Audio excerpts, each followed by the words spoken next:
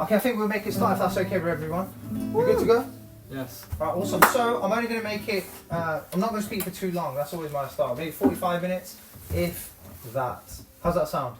45 minutes good with everyone? Okay, good stuff. So I was thinking to myself about this 1% Club. Have you guys seen the TV show? The 1% Club? No one's ever heard of it?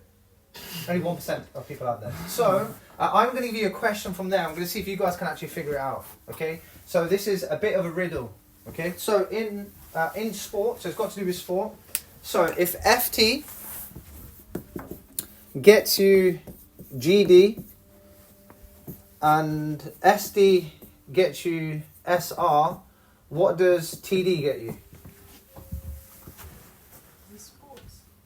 It has something in relation with sports. Can you work out the next two letters? The next two. So if FT gets you GD, SD gets you SR, what does TD get you? Something to do with sports. 1% Club. Who is part of that 1% Club? Ronald. Well, he's about to figure it out. Is it an American show or an English show? Pardon? Is it an American show or an English show? Do you know what? I'll give you a better clue. Okay? Is it TR? It's not that. Sorry, you know what? It's not TR. Well. It's not TR. Sorry. It's had to hold it then. It's not TR, guys. It's got to do something with the sport. Would you like one more clue? Let me give you a few more seconds first.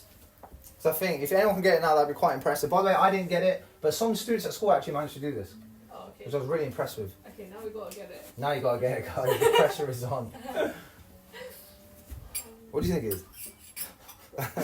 I had quite an embarrassing guessing session a while ago. Where we did 21 questions. Oh wow. And I'm glad that wasn't recorded, but Oh, this fair is enough. recorded, so I don't know if I'm going to have to guess. Okay, so it's a sport, but I'll give you a better clue. It's got to do with an Olympic sport. Oh, shit. Oh, There, Yeah. there. Every Which one? yeah. No. BR. Yeah. No, but it's not bad though. It's pretty I decent. think gold, silver, bronze. Because GD, SR. but FT. No, I mean that's Oh, I see what you mean. Yeah. Yeah. It looks like netball positions, but No, okay, you're close. You basically got Wait. It's close. It's like first place, second place. No, you're right. You're is, right. It is. So what's the last bronze. two letters though? First gets gold, second But what's silver, T? third Second. gets Oh, yeah, bronze. first- Third place It's gets bronze, right? bronze, but then BD? what's the D? No. Third. No. BZ. Oh. BE. You're close, boss. BE. BR. So it's BE, guys, it's BE. That's what it is. It's bronze. Oh, it's the last. It's the first letter and the last Oh yeah. letter. That's what it was. Ah, On how to okay. actually do it. First gets gold. First gets gold, First, I didn't know that. second gets silver, third gets bronze. There we are, guys. That is part of the 1% Club. Who's joined it? The 1% Club. No. We were close enough. So, interestingly enough, a really nice story that I thought about just on the way here, and it was of a saintly person. A saintly person was once in the car with a taxi driver, and unfortunately, they both passed away. So the saintly guy and the taxi driver, what happened is that they both passed away and they're on their way to heaven. So the saintly man, he's thinking to himself, do you know what? That when I get there to the doors, I am definitely going to heaven. That my whole life, I've helped people, that's all I've done. So when he got to the gates, the person at the gate said, oh, sorry, you can't get through. You're not going to heaven. So he's thinking, what? I spent my whole life dedicating, preaching the words of God, so surely I should be able to enter. And then what happened was that the person at the gate read his book, and it said that when you preached for yourself. That actually, what happened was that you just wanted to give to look good. And not only that, when you preached, people would fall asleep. That when you actually used to give a lecture. So you are not going to enter the heaven. So then all of a sudden the guy's thinking, oh, the taxi driver's behind him. He's like, I might as well go with the taxi driver. There's no way this taxi driver is going to enter the kingdom of God. There's no way he's going to enter heaven. So then what happened was that the taxi driver, he's getting closer and closer as he's walking to the gates, and the gates open for him. So this guy, this saintly person is thinking, how is it that this taxi driver has managed to get through? Then the person that's reading it and said that this taxi driver was such a bad driver that people were always praying to God. So he actually managed to get through. And it's quite interesting because in spiritual life, it's not necessarily, we spoke about this before, it is not how big we may do something. It's not the scale of something, but often it's the intention. It's our heart that we're actually giving to others. So that's something to have a think about. So what we start off with is a small prayer that we can start with, where we glorify our teachers and ask for their blessings. That whatever we share today, may it be a spiritual space where we can open our hearts. We'll sing Jai Radha Madhav just for a minute, and then we'll sing Hare Krishna. I don't know if you have Jai Radha Madhav on your phone, if you have a WhatsApp. Should I send it in the chat? Yeah, maybe you can. Send it into the chat, it will be easier. Ronak is playing his guitar today. Anyone else play instruments, by the way? Kieran plays guitar. You play guitar as well? Well, the rest of it. Can you play though? You want to send it on the link? Smash it. Last time I came here, what did we speak on? Do you remember? Long I time. remember there was like teaching. There was something about like learning things. Oh, yeah, it was like. Your mum was here, actually. Yeah, my mum was. That's what I remember. And we did something to do with languages. Reflect on. No, No, how to no, change that your was not action. the last So one. you Yes. think about it. It was. Sorry. Yeah, it was Yeah, you first get the criticism, then you have to reflect on it, then you change. You remember you guessed the language from the video? No, but that was- Shravanam. Yeah, it was. Oh yeah, I can post it. You can. Oh, you got it. Okay then. 4 things. Yeah, the process So of it's learning. posted Cambridge KCSoc. Yeah. You posted Yeah. KCSoc 0. Yeah, go for it. Yeah. Main chat. It's in the main chat now. 207 people have seen Jai Radha Madhava. Jai. Okay, we'll make it start. So, just like we were sharing, that it's is the it? intention behind it. Last time we came here, we talked about the 4 principles of learning, and we gave the analogy of the lens. Do you remember the lens? Yeah. Please share. What was it about the lens? Something about like, I think where you have like multiple people like helping you throughout. Yeah, nice. It's not just you doing it. Yeah, just like you have a telescope, it has many lenses, right? So to be able to see the stars, to be able to see the moon. So the same way our teachers, our friends, and maybe our family, they are also represent the lenses that allows us to see the object of our worship or the object of our goal, it may be. So we'll sing Jai Radha Madhav, which is quite really nice, and then we'll sing a little bit of Hare Krishna. And it's interesting, we've come into this space today. How did you guys prepare to come into this space today? How did you guys prepare to enter a space for learning? What did you do? Went to the gym. Went to the gym, isn't it? By going to the gym, how are you feeling now? Better. Excellent. In what way? Less of a headache from going throughout the day. Excellent. Good stuff. So prepared by going to the gym. What else? How else did you guys prepare? Did some chanting. You did some chanting? Yeah. How does that help you to be in a space like this? Calms your mind down, you bring good vibrations in. Nice. Good vibrations. It helps to calm the mind. One more? How do you guys, or maybe how could you enter a space next time? Yes. I listened to spiritual discourse before I was Wow. here. So Can you share anything that inspired you in that? yeah, I learned that we should strive to be spiritually ambitious.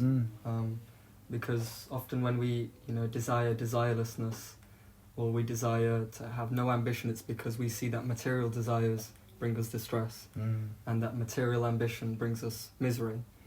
But we don't realise the power of having spiritual desire, spiritual intention, and spiritual ambition. Nice. So it was saying that we should strive to be spiritually ambitious. Wonderful. I really like that, having spiritual desires and being spiritually ambitious. Once there was a king, and what happened was this king had everything in the world. And he was thinking that when my teacher comes, I can finally renounce everything. I'm going to say to him that I don't want the kingdom, I don't want the money, I want to be fully spiritual. So when his teacher came into his kingdom, he's like, finally I can renounce everything. So he went to his spiritual teacher and said, I want to give everything up and I just want to serve you. So the teacher said, wonderful, I know the first thing that you can do. So he's really happy inside that finally I get to renounce all these responsibilities and duties. And his teacher said that what I want you to do is to sit back on the throne and rule it on my behalf. You see the point? Is that actually, in Sanskrit we call it yukta viragya, that whatever position we may have, whatever responsibility we have, we can use it in the service of others. That king at that time was thinking that this is not spiritual, looking after my people, looking after these responsibilities, but his guru, his teacher had said, rule it on my behalf. And that is our position too, that we have some knowledge, Krishna has kindly given us, our teacher has given us, how can we use it in the service of others? Krishna is giving us skills. He's giving us things that we're good at. How are you using it in the service of others? So we'll chant. You got any phones? I think I'll just sing it once through, then you can play Madonna and they can pick it up. Jaya Radha Madhava Jaya Kunja Bihari Jaya Radha Madhava Jaya Kunja Bihari Jaya Gopi Janavalabha Jaya Girivaradhari Jaya Gopi Janavalabha Jaya Girivaradhari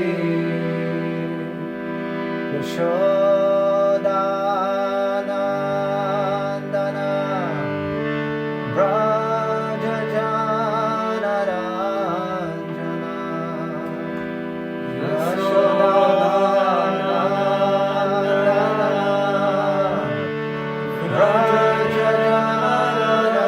Brajajanarajanana Yamuna Tira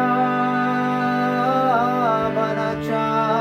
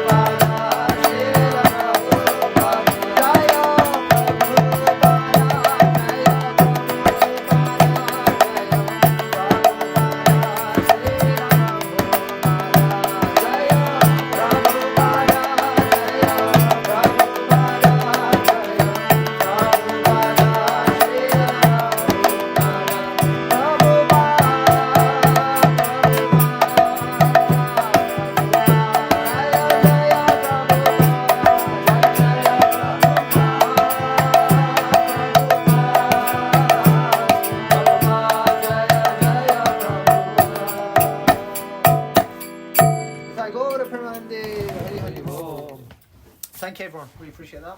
So, getting into the crux of today's talk. Why are we here? What are we discussing? Peace. Peace. It's the imposter syndrome. The imposter syndrome. So yes, the imposter syndrome is something that we're speaking about today. What I want to touch upon are just some of the basics again. What I like to do is a lot of recall. Okay. Do we actually today have to give you something new? No, No. Tell me why. because we often forget things. We often forget things, isn't it? Okay. What else could be the reason you don't have to give something new today? Stuff we learnt before might be applicable in this Stuff we learned before may be applicable as well. Thank you for sharing. What else? We might be applying it in different ways. Yes.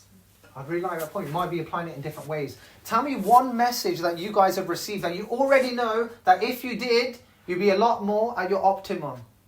Because something has already been given to you. Sometimes we know the answers, but we're still not doing that one thing that someone has already told us. What would it be for you? So what I want you to do, 30 seconds, have a think, or a minute. Someone has already given you something special. It's just because we haven't applied it yet. That's why there's not been any transformation. So if you have 1 minute, speak to the person next to you, off you go. I think that's one that might make you feel good now, but may affect that when or like feeling Okay, sorry the gym or missing that run. to cut you on a little bit too short. Thank you for discussing with each other as well. So maybe we can start from this side first and work our way around. That'd be fantastic. Anyone here? Please share. You were saying about like you get the advice a lot about finding your why, but actually applying that to your everyday life is a bigger step. Like you can think about it a lot, but then to actually do something about it is a much bigger stage, which I think should make an active effort to do. Wonderful. That's a nice point. Finding your why, isn't it? Whose book is that? Simon Sinek. Anyone read it? Yeah? What do you think? It's good. Good book? It's good. Okay. We'll take your recommendation for it then. It's a good book. But yes, often they say that the best alarm clock is our purpose. That's what actually gets us up in the morning. Finding your why. Can it be something that's fluid? Can it change? Yeah. It can change? Yeah. It can, right? Often through life, you guys are like in your 20s now. Your why may be different to when you're a little bit older, when you start working or when you have children. Our why can often change as well. So it's an interesting part. I think my why changed a little bit too. Maybe we can touch upon that. But next group? Yeah, we both discussed it. Well, I was saying that I need to have a night routine because I have trouble like with my sleep, but then I don't like do anything leading up into the sleep. I just go into bed and expect myself to sleep. Interesting. You know, one article I read on Psychology Today, which one's more important in this article anyway? It's subjective, but what's more important, a nighttime routine or a day routine? What would you guys guess? A day Nighttime, routine. like Day the routine. day. What do you mean by day routine? So a day routine. So people have a routine in the day, right? They have a schedule during the day, and they also have something that they do at night time, like they're consistent with it. Which one's more important? Important for what? Just probably to be at your optimum, I would say. To have you throughout the day. Both, right? And it's interesting. I when I read this article, I thought automatically when I saw the title, well, actually it was both. But in this article, they were saying it was the day routine that's more important than the nighttime routine. What were some of the suggestions you think in that article? Why? A day routine What? helps you. A day routine helps you wake up like, okay, I gotta do this now. It's like there's Yeah, they were saying about productivity, Yeah, that often people carry that energy with Yeah. them to the night if they don't have a daytime routine. If they didn't feel like they fulfilled something, they carry that energy into the night. So I'm not saying that nighttime routine is not important, but it was just interesting to hear that the daytime routine of setting goals is very, very important too. Just as a nighttime routine as well. What do you guys do for your nighttime routine that works for you guys? I know probably studying is maybe a little bit difficult, nighttime routine. But is there anything that works for you guys that you'd be happy to I share? think routine is a quite strong word in Cambridge. It's a strong word. What would you suggest? What advice would you give? Taking a warm shower. Warm shower, isn't it? How does it make you feel after a warm shower? Well, yeah. If I want to wake up, you take a freezing cold shower, right? But sometimes, like, I'm like, okay, if I need to sleep, and maybe I had like caffeine earlier in the day or whatever it is, Yeah. I'm like, okay, I need to get to bed. take a nice like really warm hot shower. Yeah. It lowers your body temperature down so that by the time you walk into bed, you'll be a lot cooler and it'll be easy for you to fall asleep. Okay, thank you for sharing. And again, it works for you. I know over here you were saying a cold one is better for you. Because I was thinking about morning, so yeah. Oh, you think about morning. Cold showers, it mentions, it's related to the Gita actually. They say just like when you go to India, right? Sometimes the worst thing that happens in the morning, what is it? In India, you're about to go in the shower and something happens. What is it? That's terrible. There's no water. There's no water, but even worse than that, there's water, but it's cold water. Yeah, The boiler cold. goes. If you ever experienced that, when you go to another country, the boiler stops working. So you have to have a cold shower. Having a cold shower, what happens to you? You wake up. You wake up, exactly. So this is what happens by reading the Gita, especially chapter 2, we realize what is our true identity, which is really nice. Who's read the Bhagavad Gita before? Okay, so we've got a few of us. Nice. So in there it says, Natve evaham jato nasham, that never was a time I did not exist, nor in the future shall I cease to be. That if I have a vehicle, you guys driving yet? Yeah, you driving? What are you driving? Fiat Punto. Yes then. Fiat Pinto. So when you go to your Fiat, it's a petrol, isn't it probably? Petrol, It's a petrol, 1.4, 1.2? The 1-2. It's a 1.2, isn't it? Yeah. So you have to go to the petrol station, you fill it up, because you have to give it the right fuel. So the same thing for us, about we also have to have a vehicle, but what is the right fuel for us? And this is why it's important to actually read the Gita. It actually wakes us up by having a cold shower. What else about your routine? Nighttime routine. One more suggestion. So it's a warm shower works. Shut off like screens. I don't have those ones. Screens, isn't it? That's a big one. Screens. Have you been doing that? Nah. So that's why I didn't want to say because I'm not doing it. I was like, I can't do that. But it's true. My whole life has done a whole 360. I've started a new job, and every morning now I am forced to get up at 4 o'clock in the morning. And that means that my phone has to be off by 8 o'clock. Now I'm forced to do it. I don't like to do it. By 8:30 I'm in bed. Today will be difficult to do that. Let's get a We can flight back host home. you. We have rooms. Sleep here. But yeah, We appreciate you coming down. no, thank you for having me. I appreciate it. So yes, this is very important. Devices must be off. Your devices, what did they say when you have the screen light on? What does it do? Blue light. It's blue light, isn't it? Apparently it stops some chemical as well. Melanin. Melanin. Yes. Melatonin? Melatonin. Melatonin. Oh, you're making melatonin. So my skin is changing. But you're right. Melatonin is one of those chemicals that helps us with the sleep cycles, isn't it? So it's interesting. So yes, now I'm forced to do it. Thank you for sharing those two things. You guys, would you like to share something? We discussed like for me, follow a strict discipline life is like this. It's very important, which I'm still trying but not able to. Nice. A disciplined life. What does it look like? Like you prepare a schedule for your day and for your evening, and you just strictly follow it. Right. Have some plan for like for weekly plans or monthly plans. Yeah, that's important, isn't it? Implementation intentions. There's one article that I had a look at. It was about writing a report over Christmas. So they broke them into 2 separate groups. One of the group, implementation intention, straight away, Boxing Day. They had to write it. The other guys were spontaneous. You can imagine who managed to complete it. Who? It's an implementation intention. Because they said when they were going to do it, where they were going to do it. And that's what our mind needs sometimes, isn't it? Remember we gave the analogy of the chariot. Who remembers? Again, with a lot of recall here. Who remembers the analogy of the chariot? Yeah, please share. Everyone's saying yes. Go on then, please share. So you have the charioteer, which is supposed to be a mind.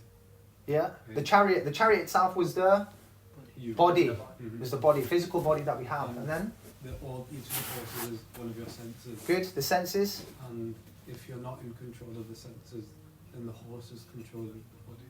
Yeah, so what happens is we have the 5 senses. They become stimulated by so many things, right? Today you probably want to revise, but anyone do anything different today? Yeah, what'd you do? I had a track meet this weekend. You had it? A track meet. Oh. Oh, awesome. Okay, nice. That sounds productive though. No, it was fair enough. But this is what happens, right? The stimulus of our senses goes in so many directions.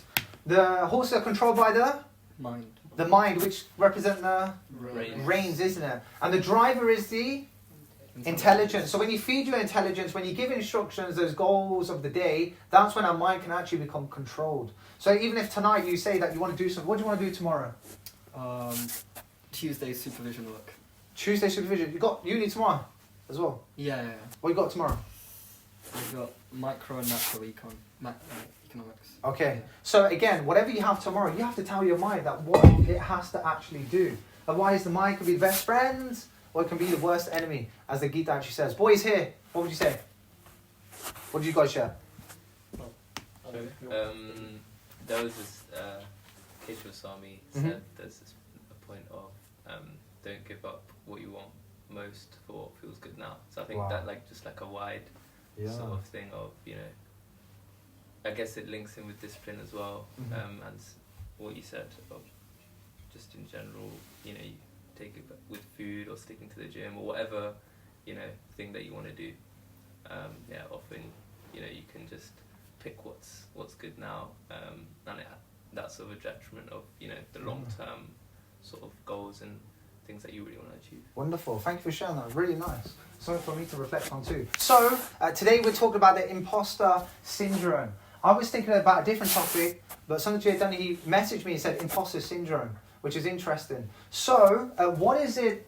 What is imposter syndrome, according to our understanding? What actually is it?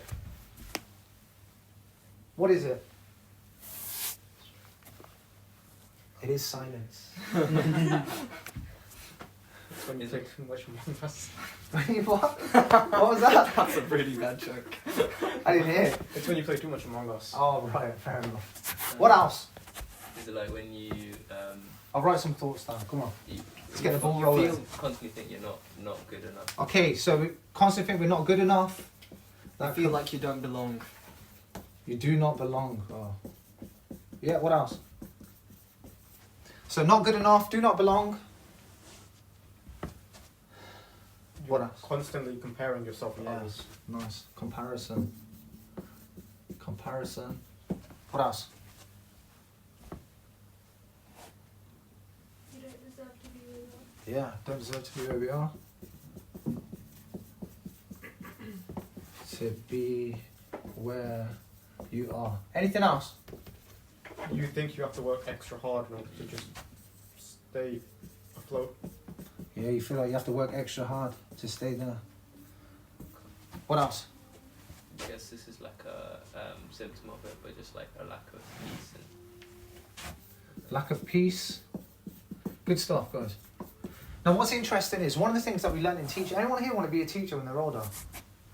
Just someone just pretend to put your hand up. Thank you. So, appreciate the support. Often in teaching, again, this is something that we learned, by the way. Did you notice how I questioned you guys? There's two things I asked you guys when I said about this. It was not the question itself, but there's a way I said it. Anyone notice something? You didn't give us a yes or no answer. You made us like, because if you said like, do you know what imposter syndrome is, we'd all go yes. Yeah. But you actually extracted out answers. One of the things that we always have to do in teaching is ask open-ended questions. So I just wanted to test something, and I was going to see if it worked. When you gave me a suggestion, what did I say next? So I've written down lack of peace, and then I said... Lack of peace. Yeah, I said lack of peace, but what did I say next? You're doing good. Not quite. You guys are doing good. It wasn't that. What else? Exactly. And there's once that I said something else. Is what else and?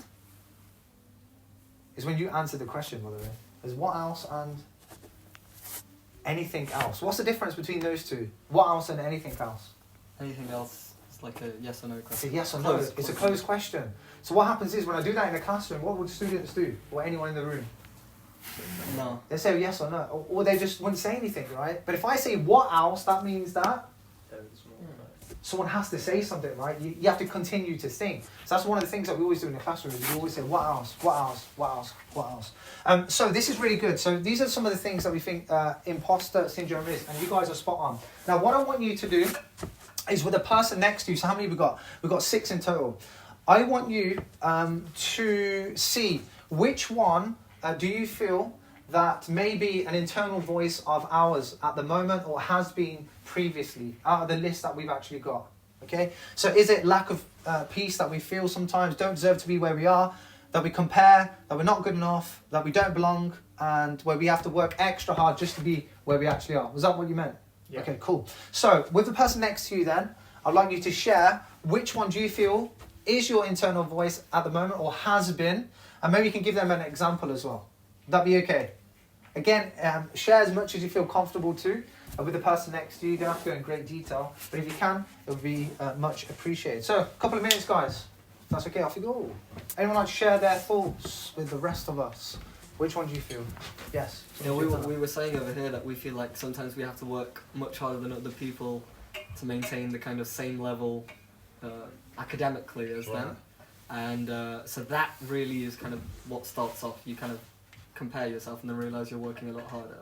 And then it can kind of result in other ones on there as well. But we realised that it was kind of comparison and hard work. Working extra hard. Okay, comparison and hard work. Would you say comparison and hard work, comparison with students on the same course, or is it different universities? And same with this one here. I'd say within the university. Within the university, Yeah. comparison. Mm-hmm. Yeah. And this one here? Yeah, that as well. Okay. That I think is the comparison that makes you realise, wait a minute, this person only spent like half the amount of time that I spent, and we're still getting the same kind of output. So it's that kind of thing. Then that's where it leads to like, oh, you feel like you don't belong or you're not good enough, etc. Yeah. Wonderful. Thank you for sharing your thoughts about that. Anyone else feel like that sometimes? About comparison at university, or feel like you have to work extra hard compared to other students that are doing on your course? Yeah? Okay. Interestingly, everyone says that. Everyone says they work extra hard compared to everyone else, which I find quite interesting. Wow, that's interesting actually. Because even the... As in people say they work extra hard compared to others. Yeah, everyone thinks that they're working way harder than everyone else. I don't think And they're struggling more than everyone else. I don't Wow. think that's necessarily true. Interesting. A majority of Definitely people. who are like, yeah, I know a lot of people There's who a small mind, that's the 1% club that you're 1% talking about. club. None of us are in that. So. I know a lot of people who just Yeah. I can't speak for they everyone. take their way I through. can speak for you. Sorry, you were saying something? I think I know a lot of people who decide not to work as much. They happily go through, they know they're working less, but then they still end up doing more. You know what's interesting? I remember at school, by the way, I wanted to tell people that I'm not working as hard as much, even though I am, because I look smarter. So, no, I don't have to work so hard, but at home I was actually trying to work and do what it is. It's interesting. You bringing that forward, something you need to have to think about. Thank you. What else? What else? Yeah, like I felt like definitely like relating with that, like not good enough. Yeah. I think definitely it echoes a lot of the same points that Sumed said about, like, you know, you see people on your course and Yeah. they'll often solve like the question sheets or the problems, like they'll solve it in like maybe like less time, or like, Yeah. you know, you're still stuck on it, or maybe you know, at some point you get to the point where like maybe you didn't do so well in the tests as they did, and then you know you start internalizing that, like I'm stupid, I am, a lot of these I am statements, which are like heavily related to your ego and everything, but it's not necessarily a reflection of actual reality. Also, yeah, like, you know, you get the idea that like maybe you're not working hard enough, and you know maybe you're just lazy, or all these other like, again, I am statements that come through. Yeah. Thank you for sharing that too. So if you're not feeling good enough, that can happen as well. Thank you. What else? What else? One more. Which one do you feel out of these 6 here? So far, comparison, we said work extra hard, not good enough. Anyone ever felt like this one here? We don't deserve to be where we are. Anyone ever felt like that? You guys think, you know, I worked hard at 6th form, isn't it? Yeah, That's what it is. I laughed this guy. I went to tutoring sessions. I worked hard to be here. Did you ever put your hand up? We had a conversation about this, about how Oh, yeah, we please. haven't felt like that. Oh, you haven't felt like that? Most of the times we do feel like we belong, but we just feel like we're not good enough, therefore we have to work Right, I harder. get you. I hear you. Yes. I think maybe in first year I did feel like that, because my grades were predicted. Okay. So like Oh, I was like, I wonder if I would have got the same results right, I hear you. if like I actually took the exam. Yeah. But I think that was like a byproduct of all the previous steps yeah. where you're kind of like I feel like for me that was the last bit. Like, you know, when you compare yourself and you're like, oh, you're working harder than other people, or everyone solves it quickly. You're like, oh, hang on, maybe I shouldn't have been here. Yeah, I get Kind you. of thing. No, thank you for sharing. So, we're saying that these are the things that can come out about imposter syndrome. Now, what I want you to do now is that imagine that if whatever you connected with, that if it was on a piece of string and there was one of them that you're going to cut, okay? So let's say my one was comparison. It's on a piece of string and you can cut it and it will just fly in the air. What do you think you would be able to achieve if you were able to cut that one? Okay, so what is it that you'll be able to do if you could just cut it out and let it fly away? what would you be able to do? So I'll just give you just a minute to think to yourself this time, okay? A minute, just think to yourself, if I was just to let go of this belief, what is it that I could do? So what I want you to do is that you did have a minute for this question. What was the question again? Please remind me. If you could cut off. If you could cut off one of the things and Yes. fly away. If you cut one of the things, you can let it go. What is it that you feel you could actually achieve? Okay. So what I want you to do is you could share that now with the person next to you, please. You can share that. Off you go. Couple minutes. Okay. So hopefully give you some time to share that with each other. So anyone like to share? If they're able to cut that piece and it was to fly, what is it that they'd be able to achieve? What would you say? Comparison. Comparison. Yeah. Okay, so if you were to let go of comparison, what would you be able to achieve though? What was it that you'd actually do? We were saying that we would, Achith Prabhu was saying that you'd be able to, understand that, like, academic achievement is not just meant to be like a grade on a piece of paper. Right. But what you actually need to take away is kind of the skills, the work ethic, the eagerness to learn, etc. Right. And so often when we compare on the metric of who's got like the highest Great. rank, rather than actually looking at the more important things. Mm. And so That's a very good point. Often in coaching, we do scam people, like that guy said. But one of the things we also do is that we tell people, is it that you want a goal of getting a result, or what is the learning goal behind it? And that's what's actually very important. It's actually the journey behind it. So that is one of the questions we always ask. Now, what is it that you would like to learn? So that's something to have some reflection on. What else? Talking about if you cut off that string of like comparison again, it allows you to feel a lot more happy for other people's successes as well, and like intentionally feel that, because a lot of the time, like especially if it's something that you're working on, and if someone does better than you in that, you'll think, oh, like you have that thing of, oh, I want to do that, like like why am I not? But like if you look at it as these things are, superficial things to, the soul or whatever, then you'll be able to actually enjoy other people's successes as well. Wonderful point. Yeah. There's a really nice quote. I think my wife was telling me that a good person can feel the pain of others, but a great person can feel happy in the success of others. And I thought, wow. Is that sometimes we do feel the pain of others, but I asked my question, am I experiencing great joy? And I was like, no, actually I don't. Something for me to actually work on myself. And I thought, wow. Thanks for sharing that. One more. Yes. I was talking about the do not belong one, Mm-hmm. and I was saying that I think if I cut it off, I could find like a home within myself, so that wherever I went, basically, I would feel comfortable because it's not dependent on other people's opinions of me, basically. Wonderful. Thank you for sharing that. I appreciate it. Now, I'm just going to have a quick pause, okay? We have been 53 minutes, believe it or not, so I'm going to do probably 10 minutes more. Is that all right? that's including the kirtan. Oh, was that including the Kirtan? So go a little bit longer. I've got an honest question for you guys. Please answer honestly. Have I given you anything new today? From what I started, apart from a few stories, but is there anything that I've actually given you guys? Open-ended question. Okay, maybe a little bit. Okay, thank you. You're just too kind. You're just too kind. That's the problem. Yes. I like the visual, thing that you did with the whole, if you could cut off a string, what would it do? Okay. I think it's not like a new... Maybe that was the wrong question I asked. I'll say no. Thank you. Yeah. It's a new concept. Okay, so new What? concept. The point I'm trying to say It's the same principle. The point was it's But one the of the same amazing principle. thing is that you guys are actually... Okay, let me ask this. Are you guys contributing more than me? Yeah, crowdsourcing it. What would you say, Ronald? I'd say it's about 50-50. It's about 50-50, isn't it? But the great thing is that one of the things to have a think about is that sometimes I've been in that situation where it's like, oh my God, I don't know more than these people. I don't know what to share with them. I haven't studied this properly. So often one thing that I do, and I think to myself, is the Gita. What is the Gita? It is it's a conversation, isn't it? Right? It's a conversation. There's 700 verses in it. There's questions and there's answers in there. The Srimad Bhagavatam, what is it? Conversation. It's a conversation too, right? No one's standing out at the front and just blurting out everything, but it's actually two-way dialogue that it actually is. So if there's anyone here that would actually like to do talks in the future, whether it's here or elsewhere, it's something for you guys to actually reflect on. It's the ability to actually learn how to ask questions. Something so simple. I don't even have the answers to your questions, I'll be honest with you.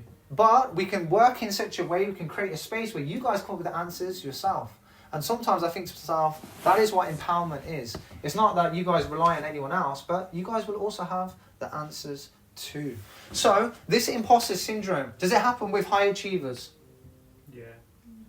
It can happen with high achievers, isn't it? Oh, Quite often. Is it something that's diagnosed clinically? No. It's not. This is not something that's diagnosed. It's not that you can go to the doctors and they would say, for example, you've got imposter syndrome. They wouldn't have that in one sense. So, these are the things that have come out. Now, you said that what is it, if you on this piece of string, you cut it and fly, what is it that you could actually achieve? But I really want you to have a think about this question. What is it that you're not doing at the moment that you could do if you let one of these go? What could you actually do with it? What could it be? So, I've started a brand new job. Okay, and this is how I'm feeling. When I first started, I was like, I do not belong here. Like, what is going on? The reason I got that job is because that I had a good relationship with the CEO of that place. So I knew before I even had the interview that I'd already got the job. So that was me thinking like, the interviewer, honestly, he was answering more questions than I was. So I was like, do you know what? I actually don't belong in this place. Like, what is going on? So it's interesting that you asked me to talk on this imposter syndrome. So I have also been reflecting on this point here. I really want you guys to have a think though, practically, if you were to let one of these go, what could you be doing? Is it that you would want to, be in a gear that you would like to lead one day? Is it that you'd actually like to facilitate a session? Is it that you like to do something online? Is it that you want to be an entrepreneur and you want to sell it, but someone else is doing it online, so I don't want to do it too? What is it that if you were to let it go, what would you be doing? Yeah? So, what I want you to do is, I want you to close your eyes this time. Okay, close your eyes this time. Close your eyes. Okay, so now, I'm going to give you 1 minute. Please meditate on, okay, that if you were to let go of that one that is on the board, that piece of string, and you were to cut it loose, and it was to fly, what is that one thing that you would practically do right now? What is it that you want to achieve now you've let that belief go? What is it? I don't think those are things super work is more. Yeah, absolutely. Okay, so hopefully gave you a couple of minutes to discuss with each other. Two boys here kindly shared with me their thoughts. Maybe we could start on this side here first. Right here. And you feel comfortable to do so? Please do. Wait, remind me of the question again. So I don't have to answer it properly. That's all right. So the question was, what is it that if we let it go, what could we actually be doing today or this week or in the coming months? What is it that we would be doing if we didn't have it? So I had two things. One I kind of took from you, but one was actually giving a KCSoc talk. And the second one that I was thinking of was I'd probably actually work better because all that energy that was gone into comparison. It's just what would you have left to do with that energy? Yeah. Probably to put it into what you're actually doing. So yeah. That's a nice point, isn't it? Actually, something similar. It's like it consumes us so much. Like we said, it's just like physics. It's like inertia. We become inert. Nothing happens with that energy. We just actually become stagnant. So it's interesting you mentioned that point as well. I can resonate with that too. Thank you. What else? I was saying for comparison generally arises because we lose the actual mindset of why we're doing the work.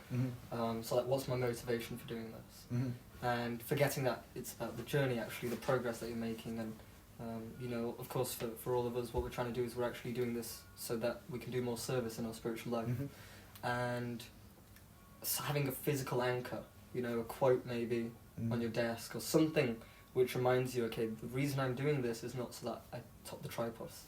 I'm not going. I'm just saying, like, you know, the idea of, you know, it's not that I'm doing like the best so that I can get the highest grade, etc. But I'm doing this so I can serve. You know, and having like a physical quote there, so that every time, you know, you get distracted and then you look at it, then it brings you back. So it acts as a method of refocusing, and so then removes that unhealthy mindset of comparison. Wonderful. Thank you for sharing. That's a nice suggestion too. So, just the last thing that I want to share with you guys is this gentleman here. So, one of the things in the Bhagavad Gita it talks about is that we have something called the false ego. The ego. What do you guys know about the ego? Or the false ego? The real ego, the false ego, what do we know about it? Ego, you've definitely heard this word before, guys. Tell me. It's Carl Jung, is it? Yeah? What about it? Ego, superego, and id. Mm-hmm.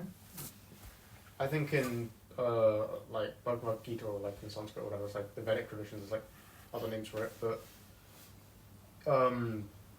the false ego, you get all of these attachments from things in the like physical world.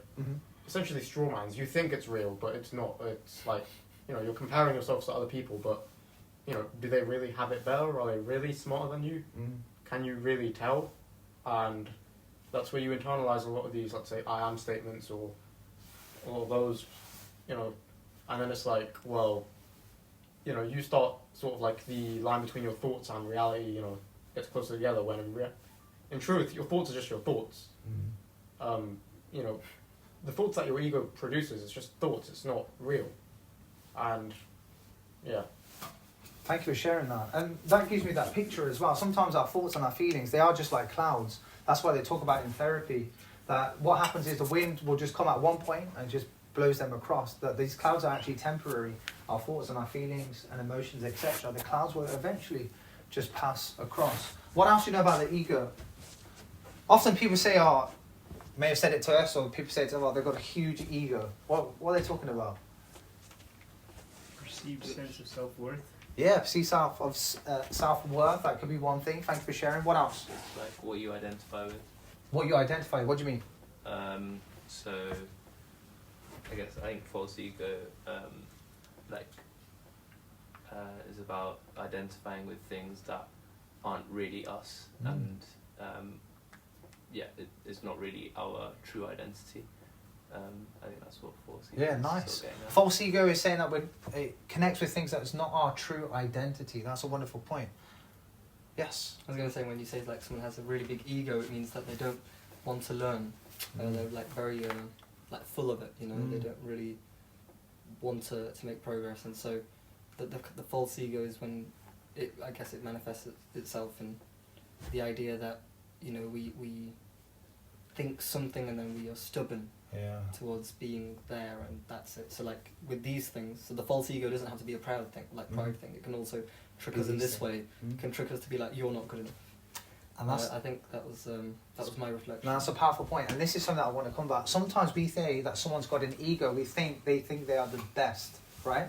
So sometimes the ego can tell us that we're the best. No one is like us. But sometimes the false ego can also say that we are the worst, right? So there's two things that this false ego can do. That sometimes we think we're the best, and it thinks we're the lowest of the low. There's no one like me. Like, I am the worst. I am not good enough. I am the worst person. And it becomes our identity. But the interesting thing is that the false ego tells us that we are the best, or we are actually the worst. But there's never actually a balanced point between the false ego. The real ego sees it differently.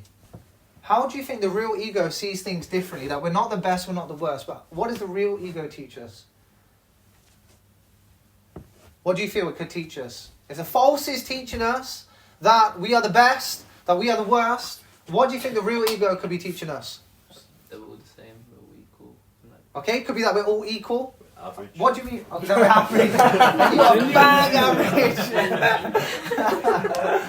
So you are bang average, yes. What did you say, the first point that you mentioned? That? About the real ego, what did you say again? About that we're all the same. That we're all the same. What do you mean by we're all the same? That the best and worst are like false things that we sort of that the false ego sort of puts out there, but actually in actuality, we're all just All the same. I hear don't you. know how to This say is it. one reflection that I've been having, okay? So the false ego is telling me that I'm the best, that I'm the worst. Are you going to say No, something? no, you said. No, go on. I was thinking maybe the real ego is recognizing that this comparison of best and worst doesn't necessarily work. And I was thinking of the story of, you know, you go into the exam hall, you copy someone else's exam perfectly, get down all the notes they make, and then realise at the end you had a different exam. Yeah. So, you know, I think the real ego recognises comparison, but in that light instead. That's a wonderful I point. think that's So what I was nice. thinking. So I was thinking also that the real ego, what it can contribute to us and make us understand that we are good at things. What else? That we are not. What else? So we're good at things. The real ego will tell us that we're good at things. That maybe other people have just had more training. Or Maybe they have practice. more training. Maybe they have more experience. The real ego would teach us that we are good at things. We are not good at things. And the last one? Average at things. I mean, average at things. So we're good at things, not good at things, but together we are bang average. Together we are great at things. You know why? It's because the real ego is in relation with who? With